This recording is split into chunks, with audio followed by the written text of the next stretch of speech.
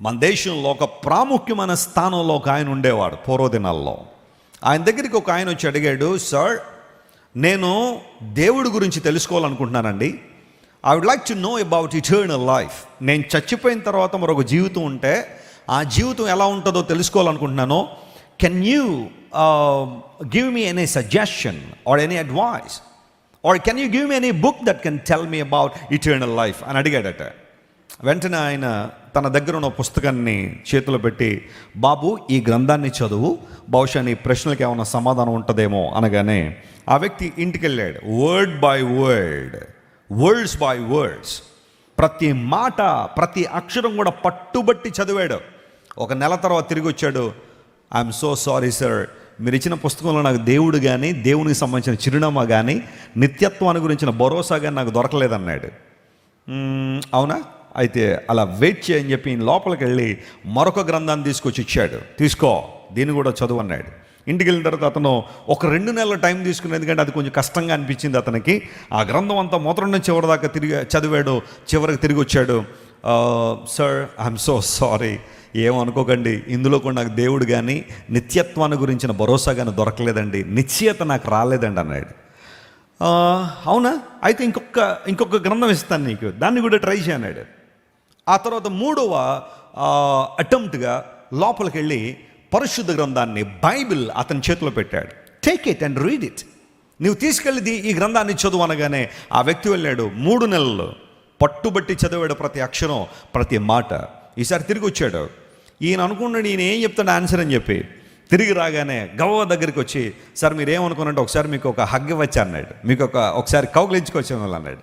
Okay అనగానే గట్టిగా పట్టుకుని అన్నాడు, మీరు ఇచ్చిన ఆ 3వ పుస్తకంలో నాకు నిత్యత్వాన్ని గురించిన చిరునామా దొరికిందండి, దేవుని గురించిన అడ్రస్ నాకు దొరికింది, ఆయన ప్రేమ ఎలాంటిదో నేను తెలుసుకున్నాను, ఆయన ఔన్నత్యం ఎలాంటిదో నేను తెలుసుకున్నానని చెప్పి ఆ వ్యక్తి చెప్పగానే, థ్యాంక్ గాడ్ నువ్వు తెలుసుకున్నావు సత్యాన్ని అని చెప్పి ఆయన ఉన్నప్పుడు వెళ్ళిపోతూ దగ్గరికి వచ్చి, సార్ మీరేమనుకున్నాడో ప్రశ్న అడుగుతున్నాను.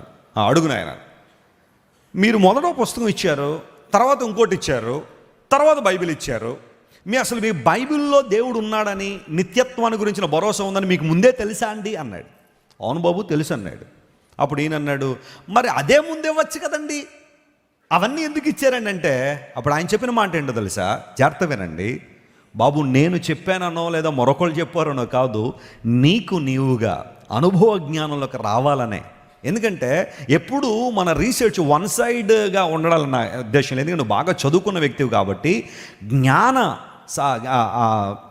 సాక్షాత్కారాన్ని పొందుకోవాలనుకున్నావు కాబట్టి, దేవుని మార్గాన్ని విశదంగా తెలుసుకోవాలనుకున్నావు కాబట్టి నేను అవి ఇచ్చాను.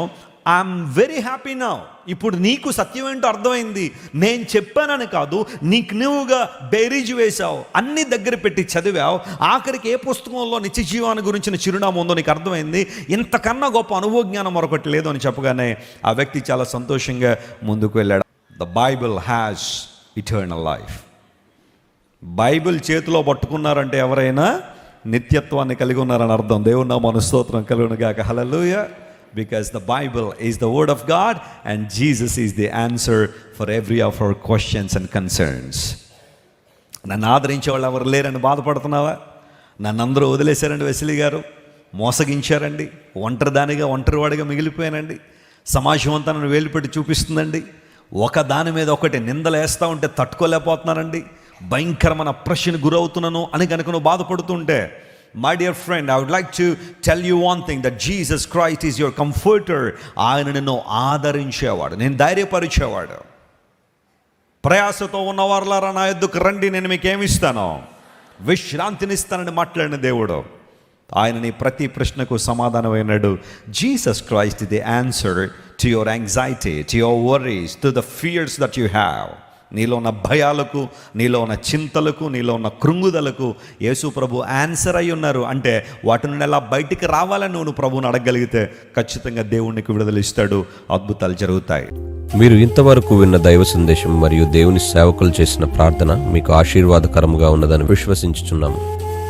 ఈ సందేశాన్ని మీ స్నేహితులకు, బంధువులకు షేర్ చేయండి. మీకు ఏదైనా ప్రార్థన అవసరత ఉన్నచో మా ఫోన్ నంబర్లకు కాల్ చేయండి. దేవుడు మిమ్మల్ని ప్రేరేపిస్తే విశ్వాసంతో సాగుచున్న ఈ పరిచర్యను ప్రోత్సహించండి. మరిన్ని వర్తమానాలు పాటలు వినుటకు జాన్ వెస్లీ మినిస్ట్రీస్ అను మా యూట్యూబ్ ఛానల్ను సబ్స్క్రైబ్ చేసుకొనండి. ప్రభువైన యేసుక్రీస్తు కృప మీకు తోడైండును గాక.